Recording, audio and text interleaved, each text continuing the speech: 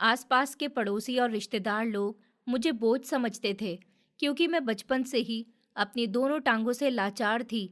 लेकिन मैंने कभी भी अपनी हिम्मत नहीं हारी थी। मैं रोज अपनी टूटी हुई व्हील चेयर पर कई किलोमीटर का रास्ता तय करके स्कूल जाती थी।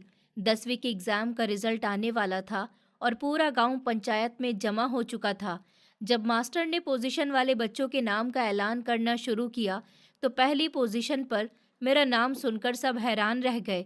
लेकिन तभी एक काली सरकारी गाड़ी वहां आकर रुकी, जिसमें से मेरा नाम शालिनी है। मैं अपने हाथों के बल से चारपाई से नीचे उतरी थी। आंखों में बच्चों की आवाज़ सुनकर चमक आ गई थी। पूरा दिन अकेले कमरे में काटने के बाद मेरा दिल भी चाहता था कि मैं कुछ वक्त ऐसे लोगों के बीच गुजारूं जो पूरे होकर इस दुनिया में आए हैं।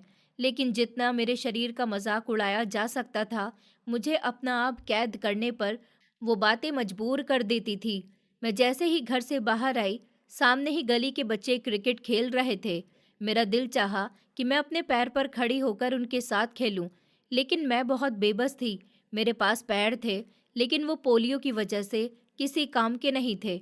अभी मैं कुछ कहती या करती, अचानक किसी एक लड़के ने जोर से शॉट मारा था, जो मेरे चेहरे पर लगते लगते बचा था। मैं अचानक पीछे हो गई थी। मुझे देखते ही सबने हंसना शुरू कर दिया था, और कोमल, जो मेरे पड़ोस में रहती थी, वो मुझे देखकर हंसते हुए बोली थी, शालिनी लंगड़ी आ गई है, इसको हम कप्तान बना देते हैं। बैठकर हाथ तो उठा ही लेगी, वैसे भी फालतू इंसान है। ये कहते ही वो जोर जोर से हंसने लगी थी। मेरी आंखों में आंसू आ गए थे। मैंने मुश्किल से अपने आप को संभाला था और हाथों की मदद से चौखट से नीचे आ गई थी। मुझे कप्तान बनाया जा रहा था। मैं इसमें भी खुश थी कि चलो कुछ देर के लिए ही सही, मैं अपनी मायूसी भूलकर इन लोगों के साथ थोड़ा वक्त गुजार पाऊंगी। अभी कुछ ही देर गुजरी थी जब अचानक एक लड़के ने जानबूझकर मेरे कंधे पर जोर से बैट मारा था। मैं अचानक जमीन पर जा गिरी थी। सर पर काफी गहरी चोट आई थी। आंखों में पानी आ गया था। नजरों के सामने अंधेरा, और अगले ही लम्हे बच्चों के हंसने की आवाज शुरू हो गई थी। जैसे ही मेरे होश ठीक हुए, मैंने सर उठाकर देखा था। वो सब मेरे ऊपर हंस रहे थे। कोमल मुझे देखते हुए बोली थी, लंगड़ी, तेरी औकात नहीं है कि तू हमारे साथ खेल सके। तुझे क्या लगा, मैंने अगर कह दिया है कि कप्तान बना दे, तो क्या हम तुझे अपनी टीम का कप्तान बना देंगे? तेरी शक्ल है कप्तान बनने वाली। तू सिर्फ और सिर्फ व्हील चेयर पर बैठकर लोगों से भीख मांग सकती है। तेरी यही औकात है। आगे से अगर तूने इस तरफ देखा भी, तो मुझसे बुरा कोई नहीं होगा। चल जा यहाँ से, लंगड़ी कहीं की। आई बड़ी हमारे साथ खेलने वाली। ये कहते ही उसने एक बार और मेरे कंधे पर जोर से बैट मारा था, जबकि इस बार दर्द से मेरी चीख निकल गई थी। अभी मैं जवाब देती, जब कोमल के पिताजी ने उसके गाल पर एक जोरदार थप्पड़ मारा और उसके कान को मरोड़ते हुए बोले, शर्म नहीं आती? अपने से नीचे इंसान पर जुल्म करती हो। मैंने तुम्हारी ये परवरिश की है। अपने बाप को देखकर उसके हाथ पैर फूल गए थे। वो घबराकर उनके सामने हाथ जोड़कर बोली थी, पापा, ये फालतू में गाली दे रही थी। हमने इसे खिलाने से मना किया तो ये आपको भी गाली देने लगी थी, इसलिए मैंने उस पर हाथ उठाया है। ये कहते ही उसने अपने दोस्तों की तरफ देखा, तो सब जोर से सर हाँ के इशारे में हिलाने लगे थे, जबकि मैंने ना के इशारे में सर हिलाते हुए कहा था, नहीं अंकल, ये झूठ बोल रही है, मैं गाली नहीं देती हूँ। मेरी माँ कहती है कि गाली देना बहुत गंदी बात होती है। मुझे डर लगता है गाली देने से। आपकी बेटी झूठ कह रही है। मैं कुछ और कहती, जब कोमल मुझे मारने के लिए आगे बढ़ी थी और उसके बाप ने उसको थाम कर बोला था, चल, तेरी माँ बुला रही है और बेटी माफ करना। उन्होंने मुझे देखकर माफी मांगी थी। बेटा, ये छोटी है, अभी इसके पास दिमाग नहीं है, तुम इसे माफ कर देना, इसकी बात का बुरा मत मानना। वो ये कहते हुए उसे घसीट कर ले गए थे। पूरे गांव को लगता था कि मैं अगर अपने मुंह से कुछ गलत निकाल दूंगी तो उनका घर बर्बाद हो जाएगा। लेकिन आज तक मैंने किसी को भी बुरा नहीं कहा था। मैं भला किसी को बुरा कहने वाली कौन होती हूँ? मैं चुपचाप हाथों के बल खुद को घसीट घसीट कर वापस घर के अंदर आ गई थी और अपनी चारपाई पर उछलकर बैठ गई थी। दिल इतना भारी हो रहा था कि मैं अपने डर को बता नहीं सकती थी। एक इंसान जो अपने हालात से पहले ही इतना मजबूर हो, फिर इस तरह उसका मजाक उड़ाया जाए, अच्छी बात नहीं होती। हमें अपने बच्चों को ये समझाना चाहिए कि अपने से नीचे लोगों को देखकर ऊपर वाले का शुक्र करना चाहिए और उनका ख्याल करना चाहिए। क्योंकि ऊपर वाले को आपका कौन सा काम ना पसंद आए और आपको वही तकलीफ हो जाए, आप क्या कर लेंगे? इसलिए कभी किसी को इस तरह बेइज्जत नहीं करना चाहिए। ऊपर वाला सब देख रहा होता है, वो कभी भी किसी के साथ कुछ भी कर सकता है। इसलिए हमें हर काम देखभाल के करना चाहिए। कभी भी अपने से नीचे लोगों की मजाक नहीं उड़ानी चाहिए। अभी मुझे कमरे में बैठे कुछ ही देर हुई थी जब किचन से मेरी माँ बाहर आई थी। हाथ में रोटी और सालन की ट्रे थी। मेरे सामने खाना रखते हुए बोली थी, मैंने कल भी तुम्हें समझाया था, अपना दिल पढ़ाई में लगाओ, ये दुनियावी खेल को छोड़ दो। तुम्हें पता है, डॉक्टर बता रही थी कि तुम्हारी ये परेशानी ठीक हो सकती है, लेकिन हमें पैसे चाहिए। और तुम्हें पता है, अभी हमारे रिश्तेदार की बेटी ने अपनी पढ़ाई में इतने अच्छे नंबर हासिल किए और गवर्नमेंट ने उसे लाखों से ज्यादा रुपए दिए थे। अगर तुम भी इसी तरह गांव में टॉप करती हो, तो हम गवर्नमेंट से तुम्हारे इलाज के बारे में बात करेंगे और गवर्नमेंट अपना नाम बनाने के लिए ही तुम्हारा इलाज करवाएगी। इसलिए मेरी बात को समझो। ये खेल कूद, दुनिया का दबाव, सब कुछ पीछे छोड़कर अपने आने वाले कल को बेहतर बनाओ। अगर आज तुम उन लोगों की बातों को सोच सोच कर खुद को तकलीफ देती रहोगी, जब वो कामयाब हो जाएंगे और तुम इसी तरह हाथ पर हाथ रखकर बैठी रहोगी, तब तुम्हें अफसोस होगा कि काश मैं दुनिया के डर से इस तरह छुपकर नहीं बैठती, बल्कि अपने लिए खड़ी होती, अपनी पढ़ाई पूरी करती और अपना इलाज करवाती। मैं ये नहीं कह रही कि तुम्हारा पूरा इलाज हो जाएगा, लेकिन तुम इस लायक तो हो जाओगी कि अपने पैरों पर खड़ी होकर अपनी जिंदगी को बदल सको, गांव को बदल सको, लोगों के दिमाग को बदल सको। लेकिन इन सारी चीजों के लिए तुम्हें पहले पढ़ाई की जरूरत है। ऊपर वाले ने अगर तुम्हें इस तरह लाचार बनाया है, तो तुम इस बात का अफसोस मत करो, क्योंकि ऊपर वाला जो करता है वो हमेशा बेहतरी के लिए करता है। तुम अपनी पढ़ाई पर ध्यान दो, खूब पढ़ो लिखो और एक अच्छी इंसान बनो, और लोगों को बताओ कि लाचार होना कोई गलती नहीं होती, बल्कि इंसान लाचार होकर भी सब कुछ हासिल कर सकता है। तुम मेरी इकलौती बेटी हो, मैं तुम्हें कभी भी इस दुनिया में बेइज्जत होता हुआ नहीं देख सकती। अगर कल कला को मेरी मौत हो जाती है, तो तुम्हें कौन देखेगा? अगर तुम अपने पैरों पर खड़ी हो गई, तो मुझे तुम्हारी फिक्र भी नहीं रहेगी। मैं चैन से अपनी जिंदगी छोड़ सकूंगी। मेरी बात को समझो और अपनी पढ़ाई पर ध्यान दो, ताकि तुम इस दुनिया में सर उठाकर चल सको और अपनी बीमारी का भी इलाज करवा सको। मेरी बात तुम्हें समझ आ रही है? मैं बिल्कुल खामोश थी। स्कूल की वो बातें मेरी आंखों के सामने एकदम से लहराने लगी थी। क्लासरूम पूरी तरह सन्नाटे में था। टीचर बोर्ड पर पढ़ा रहे थे। सबकी नजरें वहीं पर टिकी हुई थी, जब अचानक टीचर ने मुझे देखते हुए इशारा किया था। शालिनी, अब तुम यहाँ आओ और बोर्ड पर लिखकर सवाल को हल करो। मैं फौरन अपनी व्हीलचेयर लेकर उनकी तरफ बढ़ी थी, जब पीछे से अचानक हंसने की आवाज आने लगी थी और कुछ आवाज उठी थी, सर, इसका हाथ ही नहीं पहुंचेगा। सर, ये तो खड़ी ही नहीं हो सकती। अरे, ये तो शालिनी लंगड़ी है। आपको क्या हो गया है? किसी और को बुलाएं। हम सबका फ्यूचर आप बर्बाद करेंगे। ये तो चल भी नहीं सकती। ये क्या हमें सवाल हल करके दिखाएगी? ये शब्द नहीं थे, ये खंजर की तरह थे जो मेरे दिल पर लगते थे। टीचर ने उस वक्त सारे बच्चों को खामोश कर दिया था, लेकिन मेरी आंखों में आए हुए आंसू उन्हें नहीं दिखे थे। मैंने खामोशी से बोर्ड के नीचे हिस्से में ही अपना सवाल हल किया था और वापस अपनी जगह पर आ गई थी। मेरी तारीफें हुई थी, लेकिन दिल में एक अजीब सी शर्मिंदगी भी पैदा हुई थी। एक ऐसी शर्मिंदगी कि पूरा दिन मैं अपनी नज़र नहीं उठा पाई थी। ब्रेक टाइम पर भी लड़कियां मेरा मजाक उड़ाती थी। शालिनी लंगड़ी इसी स्कूल आई है। अब क्या हमारा स्कूल लंगड़ों के लिए भी बन चुका है?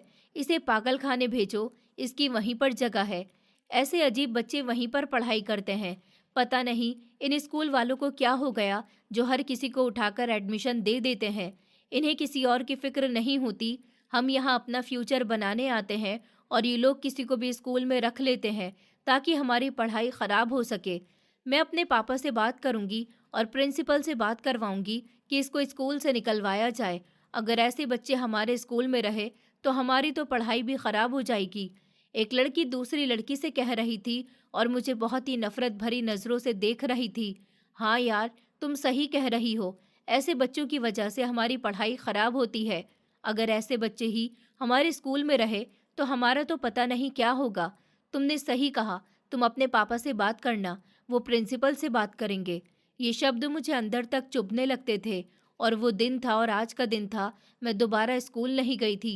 आज मुझे पूरे 6 महीने हो गए थे।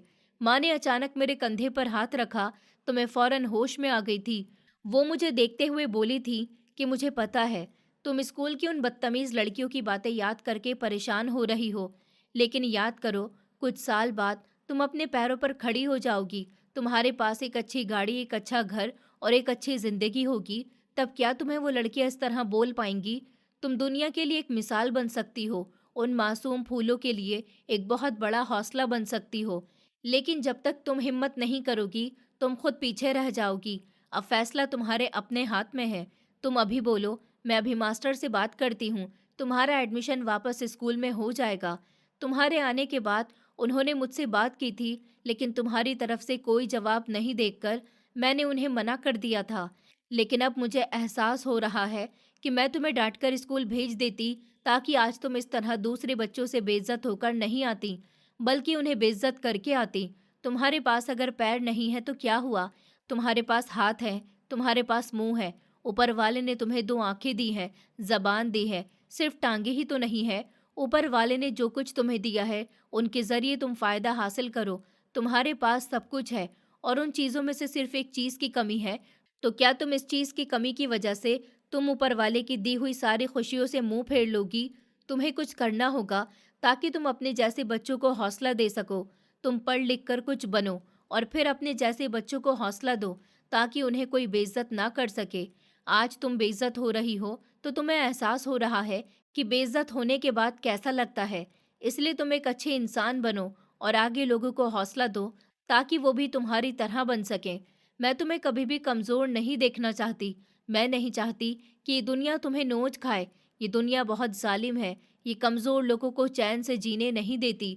इसलिए तुम्हें अब कमज़ोर नहीं रहना, तुम्हें मजबूत बनना होगा। तुम्हें अपने लिए कुछ करना होगा, ताकि तुम इस दुनिया में सर उठाकर सुकून से जी सको। माँ की बात पर मैंने अचानक अपना सर उठाया था। उनकी ये बात मुझे अंदर तक बेचैन कर गई थी। वो बिल्कुल ठीक कह रही थी। टांगों की लाचारी की वजह से मैं कभी भी अपने ऊपर ध्यान नहीं दे पाई थी। ऊपर वाले ने मेरा ऊपरी शरीर बिल्कुल मजबूत बनाया था। मेरा दिमाग बहुत तेज था। मेरी सूंघने की शक्ति बहुत तेज थी। सुनने की शक्ति भी बहुत तेज थी। खाना भी मैं अच्छे से खा सकती थी, और बोल भी अच्छे से सकती थी। मैं सब कुछ देख भी सकती थी, समझ भी सकती थी, लिख भी सकती थी। तो भला मैं क्यों टांगों को लेकर हमेशा रोना रोती रहती थी? आज माँ की बातों ने मुझे जगा दिया था, और मैंने दिल ही दिल में इरादा बांध लिया था कि अब बस बहुत हो चुका। मैं अपनी पढ़ाई भी पूरी करूंगी, और अपने आप को सबके सामने इज्जत से पेश करूंगी। मैं अपनी जिंदगी को बर्बाद नहीं करूंगी। मैंने सोच लिया था कि मैं एक ऐसी औरत बनूंगी जो दूसरों के लिए मिसाल होगी, ताकि लोग मुझे देखकर अपने आप को कमज़ोर ना समझ सकें। अगर मैंने अपने आप को कमज़ोर समझ लिया, तो मैं कभी भी दूसरे लोगों को हिम्मत नहीं दे पाऊंगी। मैं नहीं चाहती कि जैसे मेरी ज़िंदगी गुजर रही है, वैसे ही और लोगों की भी ज़िंदगी गुजरे। अगर कोई इंसान टांगों से लाचार है, तो उसे कभी भी मायूस नहीं होना चाहिए, क्योंकि ऊपर वाले ने टांगों के अलावा सब कुछ दिया है। और अगर इंसान के अंदर कुछ करने का अटल इरादा हो, तो कोई भी दुनिया की ताकत उसे नहीं रोक सकती। मैंने सोच लिया था कि मैं अब अपनी जिंदगी को कभी भी बर्बाद नहीं करूंगी। वक्त की रफ्तार न कभी थम सकी है, और ना ही कभी थम पाएगी। अगले दिन ही माँ ने मास्टर साहब से मेरे लिए बात की थी, और मुझे अगली क्लास में एडमिशन मिल गया था। जबकि अभी मैं 8वीं क्लास की स्टूडेंट थी, लेकिन माँ की वजह से मुझे 9वीं क्लास में एडमिशन मिला था। मैं थोड़ा बहुत परेशान हुई थी, लेकिन मैंने खुद को मजबूत कर लिया था। मैंने खुद में हिम्मत पैदा की थी कि जब तक इंसान हिम्मत नहीं करता, वो किसी भी मंजिल को हासिल नहीं कर सकता। मैंने सोच लिया था कि मैं कभी भी पीछे नहीं हटूंगी। मैं वो सब कुछ करूंगी जो मैं करना चाहती थी। अगले दिन माँ ने मुझे स्कूल जाने के लिए तैयार किया था। जिस वक्त वो मुझे यूनिफॉर्म पहना रही थी, मेरा दिल बहुत भारी हो रहा था। दिमाग में यही सब चल रहा था, क्या सच में आज का दिन मेरे लिए बेहतर होगा? क्या सच में वो बच्चे मेरा मजाक नहीं बनाएंगे? माँ ने जब मेरे बाल बनाए, मैंने अचानक घबराकर उनका हाथ थाम लिया था। एक इंसान जो 6 महीने से अपने कमरे में छुपकर बैठा हो, और उसे अब 6 महीने के बाद एक ऐसी दुनिया में दोबारा धकेला जा रहा हो, जहाँ सिर्फ और सिर्फ उसके शरीर की बेइज्जती की जाती हो, वो ऐसे ही घबराता है। मेरी आंखों में देखते हुए माँ ने प्यार से सर पर हाथ फेरा था, और मुझे देखते हुए बोली थी कि तुम सिर्फ इस बात को अपने दिमाग में रखो कि तुम्हें इस दुनिया को बदलना है। पोलियो के शिकार बच्चे जो अपनी जिंदगी खो देते हैं, तुम्हें उन बच्चों का सहारा बनना है। तुम्हें सिर्फ पढ़ाई हासिल नहीं करनी, तुम्हें इस बुरी सोसाइटी को बदलना है। अपनी ज़बान का इस्तेमाल करके लोगों को तमीज़ देनी है कि वो किसी की मजाक उड़ाकर कोई अच्छा काम नहीं कर रहे। आप खुद को ऊंचा दिखाने के लिए या अपना गुस्सा निकालने के लिए कभी भी आप किसी को भी बेइज्जत नहीं कर सकते, ये बताना है। और अगर तुम डरती रही तो तुम इसी तरह एक दिन मरकर ख़त्म हो जाओगी और तुम्हारा नाम लेने वाला भी कोई इस दुनिया में नहीं रहेगा। इसलिए मरने से पहले कोई ऐसा काम करके जाओ कि दुनिया में तुम्हारा नाम मौजूद रहे। तुम्हें लोग तुम्हारे नाम से पहचाने कि हाँ, एक शालिनी थी जिसने पूरी दुनिया को हौसला दिया था, जिसकी वजह से आज लाचार बच्चे अपने ख्वाबों को पूरा करते हैं। अगर तुम अपने ख्वाबों को पूरा करोगी तो तुम्हें देखकर आगे जाकर लोगों को बहुत हौसला मिलेगा और वो भी अपने ख्वाबों को पूरा कर सकेंगे। तुम कभी भी अपनी हिम्मत नहीं हारना, चाहे लोग जो भी कहें, सबकी बातों को नज़रअंदाज करके तुम सिर्फ अपने ऊपर ध्यान देना। माँ की बात सुनकर न जाने कहाँ से मेरे अंदर हिम्मत आ गई थी और मैंने अपने चेहरे पर हाथ फेरकर सर हाँ के इशारे में हिलाया था। माँ ने मेरा बैग मेरी व्हील चेयर पर रखा था। मुझे लगा कि वो मेरे साथ जाएंगी, लेकिन वो मुझे दरवाजे से बाहर करते हुए बोली, आज का सफ़र तुम अकेले करो। मैं हमेशा तुम्हें स्कूल छोड़ने के लिए गई हूँ, लेकिन आज तुम अपनी मदद से खुद स्कूल जाओगी। जब तुम मेहनत करोगी, लोगों का सामना करोगी, लोगों की बातों को नज़रअंदाज करोगी, तभी तुम्हारे अंदर हिम्मत पैदा होगी। और अगर तुम ऐसा नहीं कर पाई तो याद रखना, तुम सारी जिंदगी सिवाय पछतावे के और कुछ नहीं कर पाओगी। आज से तुम जो करोगी अकेले करोगी, ताकि तुम्हें आगे चलकर किसी सहारे की ज़रूरत ना पड़ सके। अगर तुम्हें स्कूल में कोई भी कुछ कहे तो उसकी बात को नज़रअंदाज कर देना और सिर्फ अपने ऊपर ध्यान देना, अपनी पढ़ाई पर ध्यान देना। तुम किसी की बात का बुरा मत मानना। कोई भी कुछ भी कहे, तुम सिर्फ अपनी पढ़ाई पर ध्यान देती रहना। माँ की बात सुनकर मेरी आंखों में सच में रोशनी चमकना शुरू हो गई थी। माँ दुनिया की पहली वो औरत होती है जो अपने बच्चों को सीधा रास्ता दिखाती है, और वो माँ जो बच्चों को सीधा रास्ता दिखाने के बजाय उसकी गलत बातों में उसका साथ दे, वो औलाद कभी भी आगे नहीं बढ़ पाती। मैं अपनी व्हीलचेयर हाथों से चलाता हुआ रास्ता पार करने लगी थी। ऊपर वाले ने सिर्फ मेरे पैरों को नाकाम बनाया था, लेकिन मेरे बाजू में इतनी ताकत थी कि मैं कुछ भी कर सकती थी। मैं अपना सारा काम अपने बाजू के जोर पर ही करती थी। मैं जैसे ही बीच मैदान में पहुंची, मेरा दिमाग अब खराब होने लगा था, क्योंकि सामने कीचड़ नजर आ रही थी। अब यहाँ से मैं अपनी टायर कैसे खिसकाऊंगी, मेरे हाथ भी खराब हो जाएंगे। अभी मैं इसी सोच में थी जब अचानक किसी ने मेरी व्हील चेयर को धक्का दिया। मैंने पलट कर देखा तो वो कोई और नहीं बल्कि कोमल के पापा रुपेश अंकल थे। वो मुझे उस कीचड़ से निकालते हुए बोले थे कि बेटा, माफ़ करना, उस दिन मेरी बेटी ने फालतू में तुम्हें तकलीफ पहुंचाई। तुमने बहुत अच्छा फैसला किया पढ़ाई करने का। अच्छा है, तुम्हारा दिल भी लगा रहेगा। तुम खूब दिल लगाकर पढ़ाई करना। तुम किसी की बात का बुरा मत मानना। लोग तुम्हारा हौसला कम करने की कोशिश करेंगे, लेकिन तुम लोगों की बातों में मत आना। तुम अपना ख्वाब पूरा करो और आगे बढ़ो। जबकि मैंने उनकी बात पर कोई भी जवाब नहीं दिया था, बस खामोशी से टायर चलाते चलाते स्कूल के दरवाजे पर पहुंच गई थी। स्कूल का स्टाफ बहुत अच्छा था, शायद मेरी माँ की वजह से। इस बात को मैं नहीं जानती थी। गार्ड अंकल ने ही मेरी व्हील चेयर को क्लासरूम तक पहुंचा दिया था। आज मैं नवी क्लास में बैठने वाली थी। मेरा दिल जोर जोर से धड़क रहा था। वहां पर काफी लड़के लड़कियां मौजूद थे, सब अपनी जगह पर बैठे हुए थे। जैसे ही मैं अंदर आई, मुझे लगा कि वो सब हंसना शुरू कर देंगे, लेकिन अचानक सब अपनी जगह से खड़े हुए थे और मेरे लिए तालियां बजाने लगे थे, जबकि मैंने सबको हैरत से देखा था। शायद ये क्लास मेरी पिछली क्लास के मुकाबले थोड़ी अलग महसूस हो रही थी। वो लड़के और लड़कियां देखने में काफ़ी अच्छे थे। एक लड़की मेरे पास आई और मेरी व्हीलचेयर को लेकर उसने एक डेस्क के सामने रखा था और मेरा कंधा थपथपाते हुए बोली थी, तुम सब कुछ कर सकती हो, बस हौसला मत हारना। हम सब तुम्हारे साथ हैं। तुम्हें पढ़ाई करनी है और अपना नाम बनाना है। तुम लंगड़ी हो, लाचार हो या पोलियो की शिकार हो, इससे कोई भी फर्क नहीं पड़ता। फर्क तब पड़ेगा जब तुम्हारा नाम होगा। लोग तुम्हारी पहचान से अपना काम करवाया करेंगे, और जब तुम इस दुनिया से जाओगी तब दीवारों पर भी तुम्हारा नाम होगा। तुम्हें इतनी मेहनत करनी है कि पूरी दुनिया तुम्हें तुम्हारे नाम से पहचान सके, ताकि कोई भी तुम्हारा नाम ले तो वो फौरन पहचान जाए कि हाँ, ये वही लड़की है जिसने लाचार होने के बाद भी सब कुछ हासिल किया था। पता नहीं वो कौन थी, बस माँ जैसी बातें कर कर अपनी जगह पर बैठ गई थी। कुछ ही देर के बाद पढ़ाई शुरू हो गई थी। इस क्लास का माहौल बिल्कुल अलग था। यहाँ कोई मेरा मजाक नहीं बना रहा था, कोई मुझे ऐसी नज़रों से नहीं देख रहा था कि मैं शर्म से पानी पानी हो जाती, बल्कि सब मेरी छोटी छोटी चीज़ों का ध्यान रख रहे थे। ये सब अचानक से कैसे बदल गया था, ये बात मुझे बिल्कुल भी समझ नहीं आ रही थी। पूरा दिन रोज़ के हिसाब से बीत गया था और 2 बजे स्कूल से छुट्टी मिलने के बाद क्लास की एक लड़की मुझे बाहर लेकर आई थी। मैं उन सब के रवैयों पर बहुत ज़्यादा हैरान थी। अचानक से पूरी क्लास मुझे इतनी इज्जत क्यों दे रही है?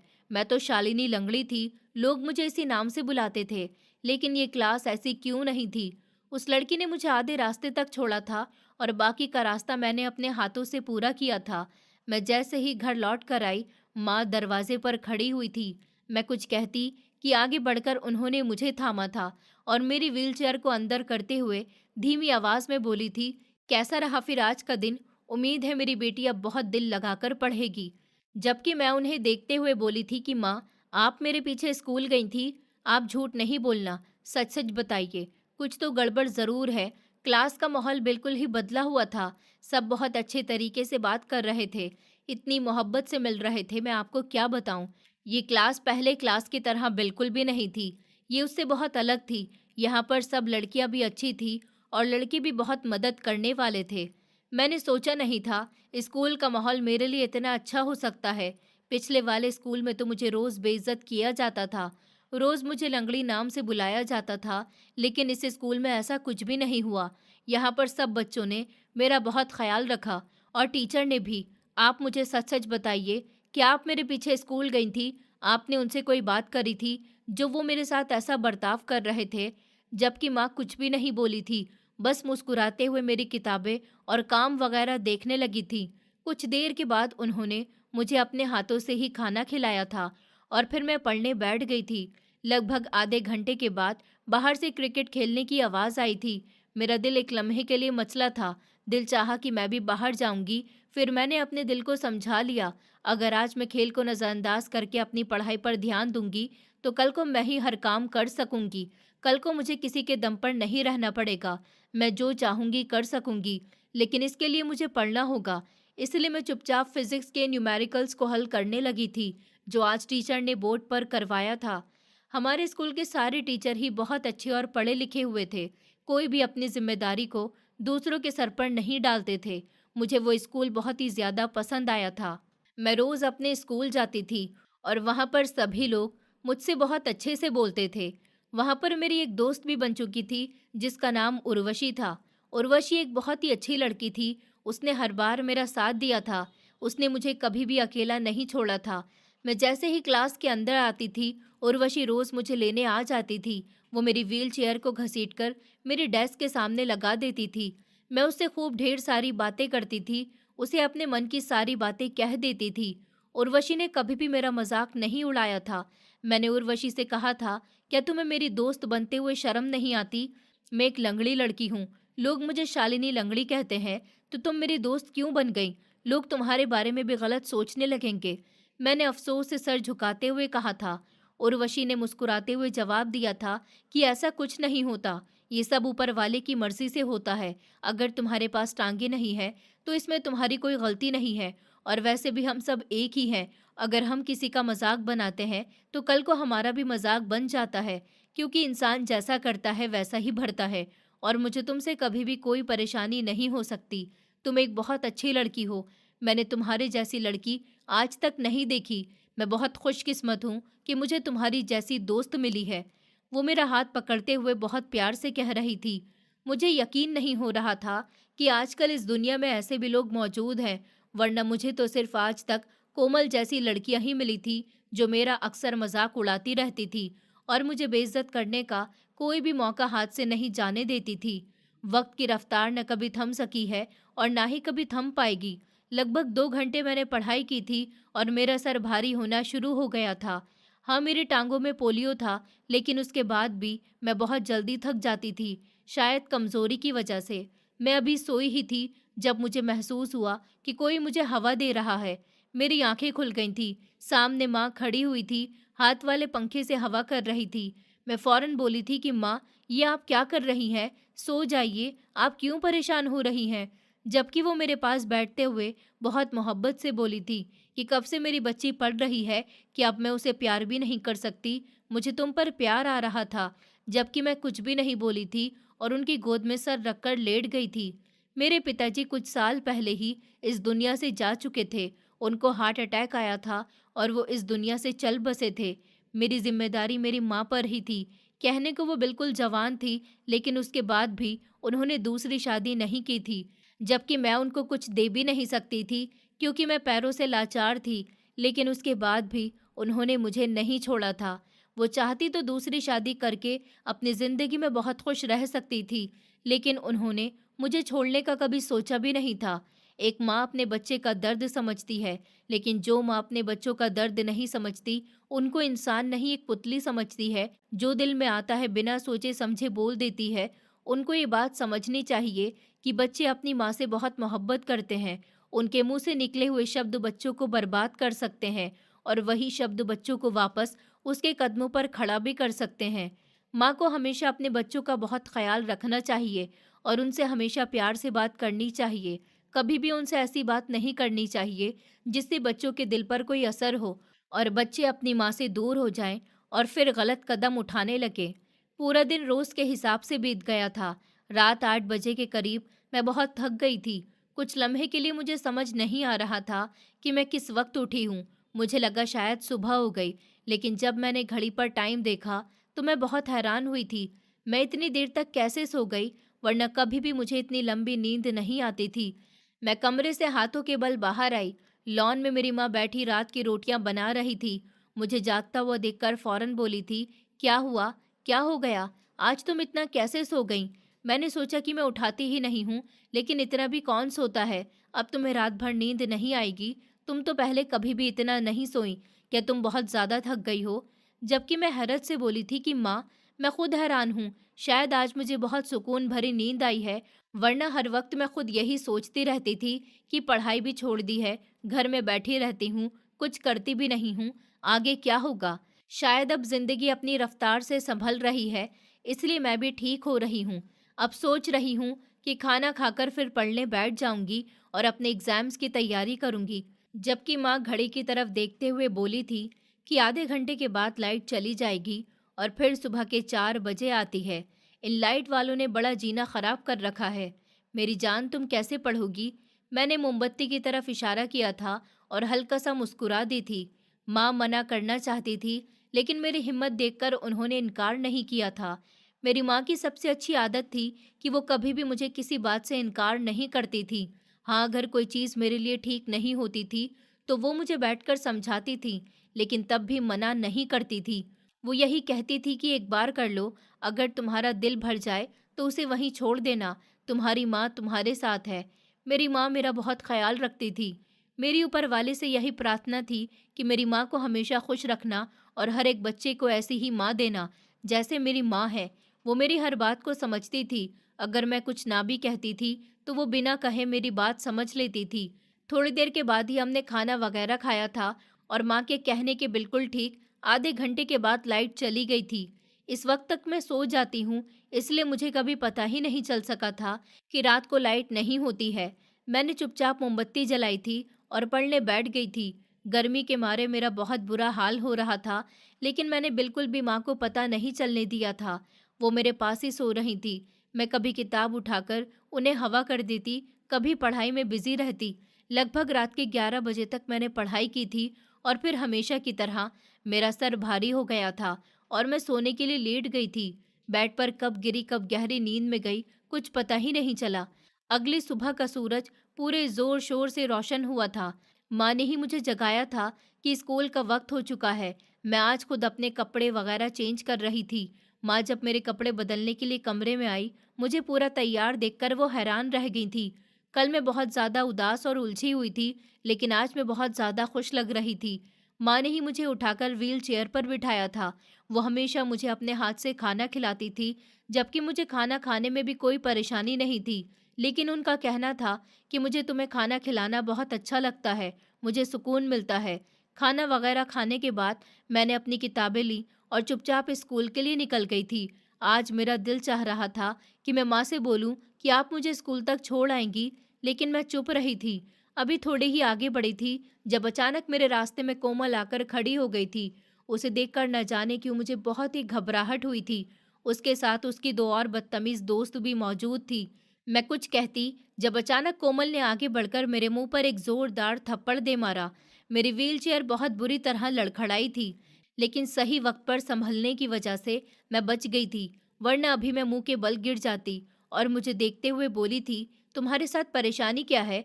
तुम क्यों मेरे बाप को मेरे खिलाफ कर रही हो? आखिर तुम्हें क्या मिल रहा है ये सब करके? फालतू में उन्होंने मुझे कल रात भी तुम्हारी वजह से इतना डांटा कि वो लंगड़ी होकर स्कूल जा रही है और मैं सही होकर भी पढ़ाई से भाग रही हूँ। बहुत शौक आया है तुम्हें पढ़ने का, अभी मैं तुम्हारा सारा शौक निकाल देती हूँ। इतना भी क्या शौक है? लंगड़ी हो, घर में बैठ जाओ चैन से। तुम्हें चैन नहीं है क्या? उसकी बात सुनकर मुझे डर लगने लगा था।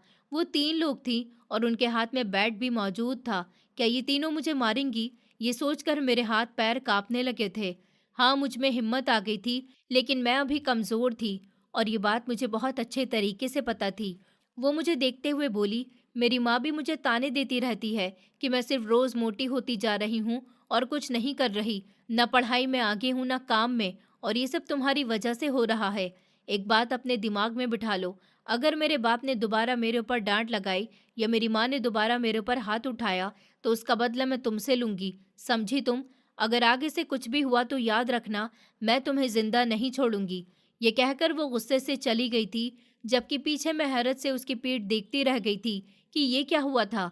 कुछ देर के बाद मैंने अपना सर झटका था और स्कूल के लिए निकल गई थी। देर बहुत ज़्यादा हो गई थी, इसलिए मैंने अब और रुकना ठीक नहीं समझा था। जैसे ही मैं स्कूल पहुंची, उर्वशी फौरन गेट पर मेरी व्हीलचेयर घसीटने के लिए आ गई थी। उसने मेरी व्हीलचेयर को पकड़ा और जाकर मेरे टेबल के सामने रख दिया था और मेरे पास ही बैठ गई थी। उसने मेरे पास बैठते हुए बहुत ही नरमी से पूछा था, शालिनी, आज तुम्हें इतनी देर कैसे हो गई? क्या कोई परेशानी हो गई थी? तुम आज इतनी देर से क्यों आई हो? तुम तो कभी भी देर से नहीं आती थी। उसने हैरानी से मुझे देखते हुए पूछा था। उसका सवाल सुनकर मैं थोड़ी देर के लिए खामोश हो गई थी। अब मैं उसे क्या बताती कि मेरे पड़ोसी मुझे कितना परेशान करते हैं, और वो कोमल, उसने आज मेरा रास्ता रोक लिया था। मैं उसे नहीं बता पाई और बहाना बना दिया कि आज मेरी आंख देर से खुली थी। पता नहीं कैसे मुझे देर हो गई। वो मेरी बात सुनकर खामोश हो गई और फिर टीचर क्लास में आ चुके थे। पढ़ाई शुरू हो गई थी। मैं पूरा टाइम क्लास में बैठी यही सोचती रही थी कि क्या मैं सच में इतनी बुरी हूँ कि लोग मुझे देखकर फौरन बेइज्जत कर देते हैं? क्या मेरी कोई इज्जत नहीं है? क्या कोमल को मेरे ऊपर ज़रा भी तरस नहीं आता? वो फौरन मुझे बेइज्जत कर देती है। अगर ऊपर वाले ने ही मुझे ऐसा बनाया है, तो इसमें मेरी क्या गलती है? कोमल को मेरे साथ ऐसा नहीं करना चाहिए। वो मेरे साथ बहुत गलत करती है। उसे थोड़ा भी बुरा नहीं लगता कि वो मेरे साथ बदतमीज़ी करती है। उसकी बातें मुझे बहुत ही बुरी लगती थी, लेकिन मैंने अपने दिल में फैसला कर लिया था कि मैं अब किसी की बात का कोई बुरा नहीं मानूंगी। मैं अब सिर्फ अपने ख्वाबों पर ध्यान दूंगी और उन्हें पूरा करने की हर मुमकिन कोशिश करूंगी और एक अच्छे इंसान बनूंगी, ताकि मेरे जैसे लोगों को मेरी तरह बेइज्जती ना सहनी पड़े। क्योंकि मैं जानती हूँ कि जब कोई इंसान एक ऐसे इंसान की बेइज्जती करता है जिसमें कोई कमी हो, तो उसे कितना बुरा लगता है, जैसे मुझे लगता है। क्लास खत्म हो चुकी थी और छुट्टी का वक्त आ चुका था। उर्वशी मुझे लेकर स्कूल के बाहर आई थी और उसने मुझसे कहा था कि शिवानी, चलो मैं तुम्हें तुम्हारे घर छोड़ देती हूँ, तुम मुझे बताओ कि तुम्हारा घर कहाँ है। उसने मुझसे कहा, लेकिन मैंने फौरन इनकार कर दिया था। नहीं उर्वशी, तुम थक जाओगी, मैं खुद चली जाऊंगी अपने घर, मुझे कोई परेशानी नहीं होती, मेरी आदत बन चुकी है। तुम्हें परेशान होने की कोई ज़रूरत नहीं है, तुम अपने घर जाओ, तुम्हारे घर वाले भी तुम्हारा इंतज़ार कर रहे होंगे। अगर तुम मुझे छोड़ने जाओगी तो तुम्हारे घर वाले तुम्हारे लिए परेशान हो जाएंगे। मैंने उसे मना किया था। अच्छा चलो ठीक है, फिर ध्यान से जाना, मैं अपने घर जाती हूँ, कल मिलते हैं। वो मुझे बाय कहकर जा चुकी थी और मैं अपने घर की तरफ चली गई थी। घर पहुंचकर माँ फिर से दरवाजे पर ही खड़ी मेरा इंतजार कर रही थी। जैसे ही मैं दरवाजे पर पहुंची, उन्होंने मेरा बैग उठा लिया और मुझे घर के अंदर ले आई। और बताओ बेटा, आज का दिन कैसा गया? क्या तुमने दिल लगाकर पढ़ाई की? माँ ने बहुत प्यार से मेरे सर पर हाथ रखते हुए पूछा था। उनकी बात सुनकर फौरन मेरे दिमाग में स्कूल जाते टाइम वाला मंजर याद आ गया था, जब कोमल ने मुझे रास्ते में रोका था और एक जोरदार थप्पड़ दे मारा था, क्योंकि मैं उससे आगे निकल रही थी।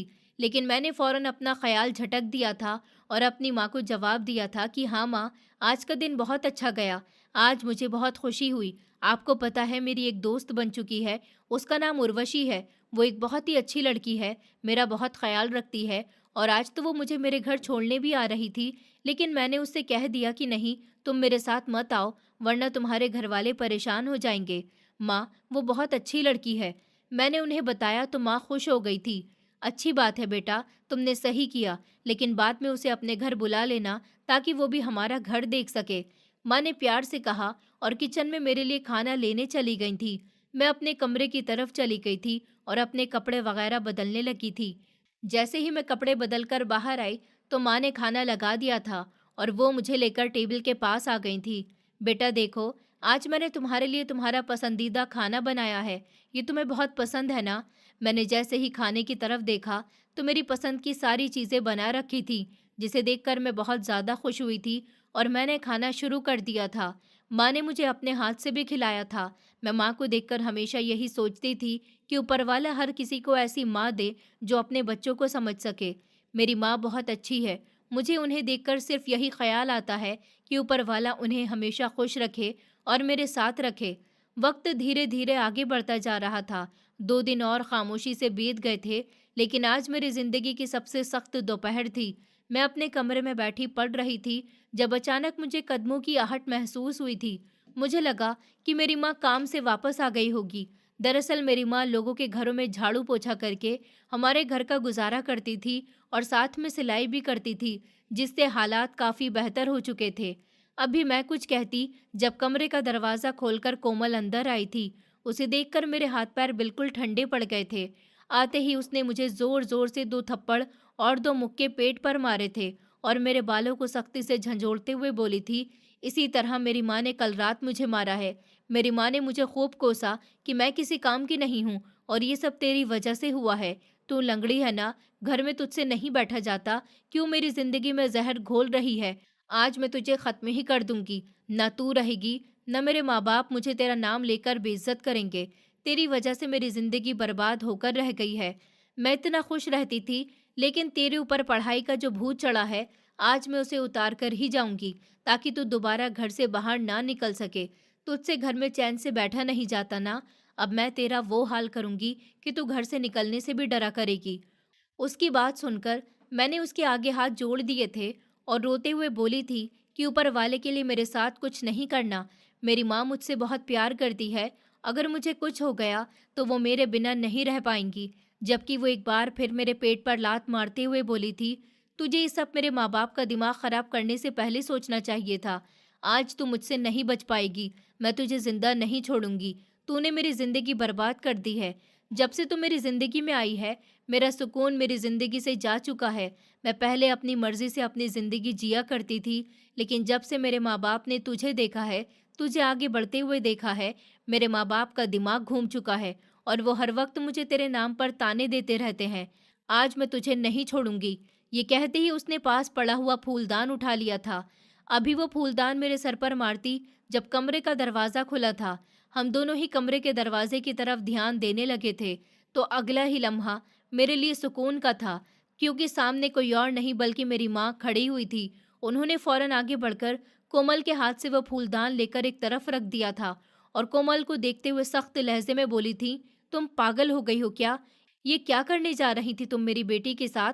वो भागना चाहती थी, लेकिन माँ ने उसे अब पकड़ लिया था।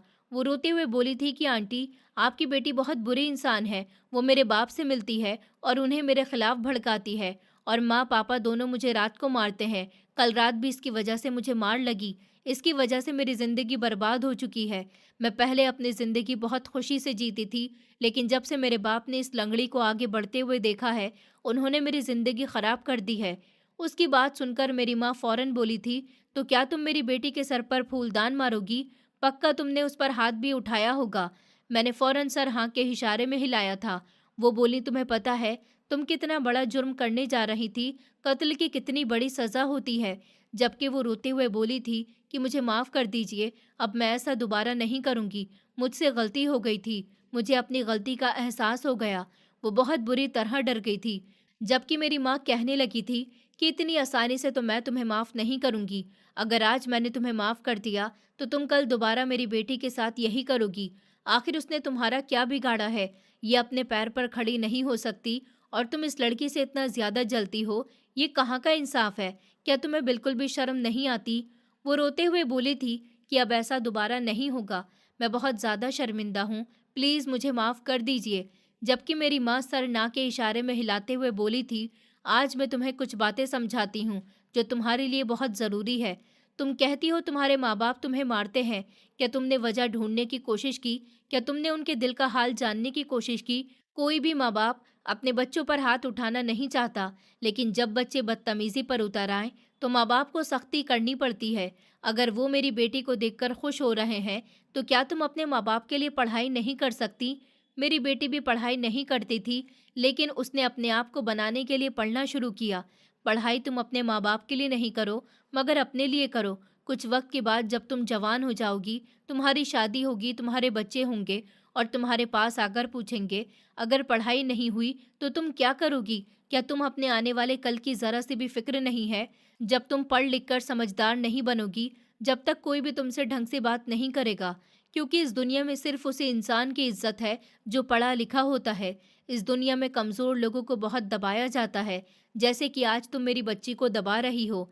इसलिए मैंने अपनी बच्ची को ज़बरदस्ती पढ़ने भेजा है। तुम भी पढ़ाई करो, अपने माँ-बाप का नाम रोशन करो। तुम्हें फिर कभी भी अपने माँ-बाप से कोई मार खाने की या कोई डाँट सुनने को नहीं मिलेगी। तुम आगे जाकर क्या करोगी? वो फ़ौरन से बोली थी, मेरे पापा का बिज़नेस है, मैं वही काम करूँगी। जबकि मेरी माँ बोली थी, हाँ तुम्हारे पापा का बिज़नेस है और तुम उस पर काम कर सकती हो, लेकिन वहाँ पर काम करने के लिए भी तुम्हें पढ़ाई की ज़रूरत होगी। अगर तुम्हारे पास पढ़ाई ही नहीं हुई और तुम्हारे किसी नौकर के पास पढ़ाई हुई, तो तुम्हारा बाप उस नौकर को तुमसे ज़्यादा इज़्ज़त देगा। तब भी क्या तुम उस नौकर का कत्ल करोगी? कत्ल करने के बाद इंसान को ऊपर वाले के सामने भी जवाब देना होगा, और जो इंसान ऊपर वाले के बनाए हुए इंसान को मारता है, उसको ऊपर वाला बहुत सख्त सज़ा देता है। एक बात हमेशा याद रखना, ये दुनिया जाली है। एक वक्त बाद तुम इस दुनिया से चली जाओगी, लेकिन जब तक तुम्हें इसी दुनिया में रहना है, तुम्हें इस दुनिया का सामना करना है। अगर तुम इसी तरह दूसरों पर हाथ उठाती रहोगी, तो कोई भी तुम्हारी इज्जत नहीं करेगा और तुम्हारे माँ-बाप भी कभी भी तुमसे खुश नहीं हो पाएंगे। वो बहुत ही शर्मिंदा नज़र आ रही थी। मेरी माँ बोली, अपने माँ-बाप के लिए ना सही, अपने अच्छे आने वाले कल के लिए पढ़ाई करो। तुम्हें किसी भी तरह का कुछ करना है, तो तुम्हारे पास पढ़ाई होनी बहुत ज़रूरी है। तुम्हारे माँ-बाप तुमसे उम्मीद लगा रहे हैं, तो उनकी उम्मीदों को पूरा करना तुम्हारा फ़र्ज़ है। अगर तुम उनकी उम्मीदों को पूरा करोगी, तो वो तुमसे बहुत ज़्यादा खुश होंगे और तुम्हें कभी भी कोई ताना नहीं देंगे।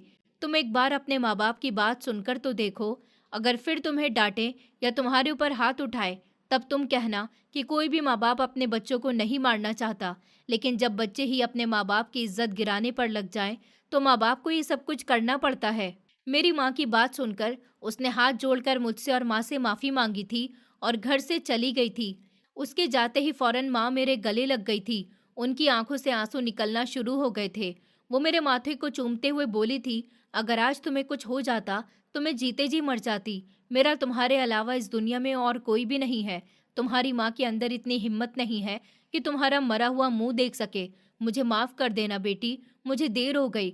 जबकि मैंने भी उनको अपने गले से लगा लिया था। दिन हफ्तों में, हफ्ते महीनों में बदल गए थे और आज मेरी 10वीं कक्षा का पहला एग्ज़ाम था। मुझे अपने स्कूल के बजाय दूसरे स्कूल में पेपर देने जाना पड़ा था। माँ ही मुझे छोड़ने के लिए गई थी और सेंटर के बाहर बैठी मेरा इंतज़ार कर रही थी। जब मैं किसी जगह पर उलझती जा रही थी, मैं फ़ौरन आंखें बंद करके ऊपर वाले का नाम पुकारती थी और फिर माँ को याद करके लिखना शुरू कर देती थी। मैंने ज़्यादातर अपने पास से ही लिखा था। ज़िंदगी की जितनी भी ऊंच-नीच मेरी माँ ने देखी थी, उन्होंने वो सब कुछ मुझे समझाई और सिखाई थी। मैं उन्हीं चीज़ों को समझकर आज अपने एग्ज़ाम्स दे रही थी। मुझे अपने आगे खूबसूरत कल नज़र आ रहा था, लेकिन एक डर भी था कि अगर मेरे कल में ज़रा सी भी दरार आ गई तो मैं क्या करूँगी? मुझे रोना भी आ रहा था कि मैं बस पास हो जाऊँ। 3 घंटे का पेपर मैंने आधे घंटे पहले ही पूरा कर लिया था, लेकिन इसके बाद भी मैंने पेपर टीचर को नहीं दिया था, बल्कि अच्छी तरह पेपर को आगे पीछे से देखने लगी थी कि कहीं कोई गलती तो नहीं हुई। मैंने हर एक चीज़ बहुत अच्छे तरीके से लिखी थी। मैं जब सेंटर से बाहर आई, मेरी माँ मेरा इंतज़ार कर रही थी। दुनिया में माँ का अच्छा होना बहुत ज़रूरी है और ख़ासकर साथ देने वाली माँ का होना। वो जैसे ही मेरे पास आई, मैंने फ़ौरन उनको अपने गले से लगा लिया था। न जाने क्यों मुझे बहुत आराम महसूस हुआ था। वक्त धीरे धीरे गुजरता जा रहा था। मेरे सारे पेपर बहुत अच्छे हो गए थे। मुझे अब अपने रिजल्ट का इंतज़ार था। 11वीं क्लास का कोर्स लेकर मैंने पढ़ाई करना शुरू कर दिया था। वक्त और तेज़ी से गुजरता जा रहा था और मैंने भी गांव में 10वीं क्लास में टॉप किया था। सबने मेरी बहुत तारीफ की थी, लेकिन असली 12वीं क्लास के एग्ज़ाम में पास होना था। मैं दिन रात मेहनत करती थी, रातों को जागती रहती थी। मेरी पहले की कामयाबी ने मुझे हौसला दिया था। मुझे अब किसी चीज़ का डर नहीं था। मुझे बस अच्छा पढ़ना था और अच्छे पेपर देकर पास होना था। मेरी माँ भी मेरे साथ अक्सर रात को बैठकर वक्त गुजारती थी। उनका कहना था कि मैं सो जाऊं और मेरी बेटी जागती रहे। मैं ऐसी माँ नहीं हूँ। जबकि मैं उनको मना करती थी कि आप मेरी वजह से परेशान मत हुआ करें। आपका सोना बहुत ज़रूरी है। आपको सुबह काम पर भी जाना होता है। लेकिन वो मेरी बात नहीं सुनती थी। आखिर माँ थी। माँ भले अपने बच्चों को कब अकेला छोड़ती है। वक्त और तेज़ी से गुजरता जा रहा था और 12वीं कक्षा के बोर्ड के पेपर भी शुरू हो गए थे। ये सेंटर थोड़ा दूर पड़ा था। मुझे बहुत परेशानी हुई थी, लेकिन ये सब आराम से हो गया था क्योंकि मेरी माँ मेरा साथ दे रही थी। वक्त न कभी एक जैसा रहा है और न कभी एक जैसा रह पाएगा। मेरे सारे पेपर बहुत ही अच्छे गए थे और 12वीं के एग्ज़ाम पूरे हो चुके थे। अब मुझे अपने रिजल्ट का इंतज़ार था। जो बच्चे गांव में अच्छे नंबर लाते थे, उनका रिजल्ट भरी पंचायत के सामने बताया जाता था, ताकि पंचायत के सरदार उस बच्चे को तोहफा दे सके और गवर्नमेंट लिस्ट में उस बच्चे का नाम आ सके। मुझे उम्मीद थी कि शायद मेरा नाम यहाँ आ जाए, लेकिन मैंने दिल ही दिल में खुद को समझा लिया था कि अगर ऐसा नहीं हुआ तो मैं उदास नहीं होंगी और मैं कॉलेज में भी एडमिशन लूंगी। जैसे जैसे इंसान पढ़ता है, उसमें भरोसा आता जाता है और यही हाल मेरा भी था। 2 महीने बाद जिंदगी ने अचानक ही पलटा खाया था। मैं अपने कमरे में बैठी हुई थी जब मेरी माँ आई थी और मुझे व्हीलचेयर पर बिठाते हुए बोली थी, तुम्हें पंचायत में बुलाया है। मुझे लगता है तुम्हारा रिजल्ट आ गया है। जबकि मैं परेशान परेशान सी वहां पहुंची थी। गांव के काफी लोग आए हुए थे। मेरी क्लास के बच्चे भी वहां पर मौजूद थे। मास्टर साहब अब खड़े होकर पोजीशन वाले बच्चों का नाम ले रहे थे। मैंने आंखें बंद की हुई थी जब उनकी आवाज मेरे कान से टकराई थी। इस बच्चे ने हमारे गांव का नाम रोशन किया। शहर भर में इस बच्चे की बात हो रही है। इसने हम सबको गर्व से सर ऊंचा करने का मौका दिया है। इसने सिर्फ गांव में ही नहीं, बल्कि शहर में मौजूद सारे बच्चों को सख्त टक्कर दी है और पहली पोजीशन हासिल की है।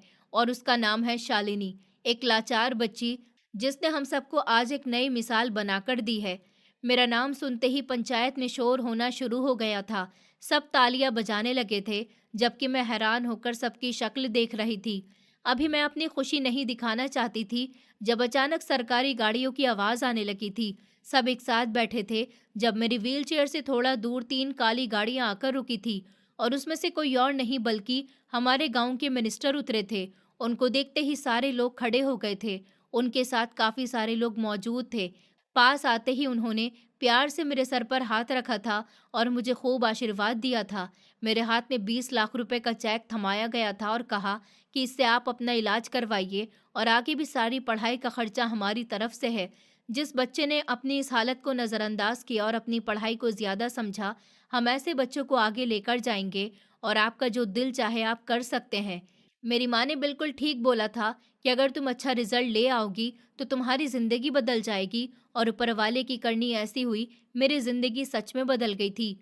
माँ और मैं शहर में शिफ्ट हो गए थे। मेरा इलाज शुरू हो गया था और मैंने कॉलेज में भी एडमिशन ले लिया था। वक्त और तेज़ी से गुजरता जा रहा था और जब मैंने ग्रेजुएशन पास की, मैं व्हीलचेयर छोड़कर अब एक डंडे की मदद से चलना शुरू हो गई थी। मेरा हाल अब काफ़ी बेहतर हो चुका था। मैंने अपने एक छोटा सा बिजनेस भी शुरू कर लिया था। मुझे फैशन डिज़ाइनर बनने का बहुत शौक था। मेरा दिमाग भी बहुत चलता था और मैंने अपना पैसा इसी काम में लगाया था। पढ़ाई भी मैं इसी से ले रही थी। मैं सारे सुनने वाले लोगों को, माँ को, बहन बेटियों को यही कहना चाहती हूँ कि जब आप एक वक्त बाद माँ बने, तब कभी भी अपने बच्चों को बेइज्जत ना करें, बल्कि उसका सहारा बने, उसको हौसला दें। बच्चों को अपनी माँ से बहुत प्यार होता है।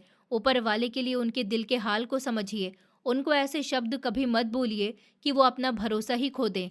आज मैं जहाँ भी खड़ी हूँ, सिर्फ और सिर्फ अपनी माँ की वजह से हूँ। अगर मेरी माँ ऐसी न होती तो शायद मैं भी आज उसी गांव में होती और कोमल की मारपीट सह रही होती। लेकिन सिर्फ एक अच्छी माँ की वजह से मैं आज इस जगह पर खड़ी हूँ। दोस्तों, उम्मीद करती हूँ आपको हमारी कहानी पसंद आई होगी। कहानी पसंद आई है तो वीडियो को लाइक करें, चैनल पर नए हैं तो चैनल को सब्सक्राइब करें और हाँ, नोटिफिकेशन बेल को ज़रूर दबाएं ताकि अगली अपडेट सबसे पहले आपको मिले।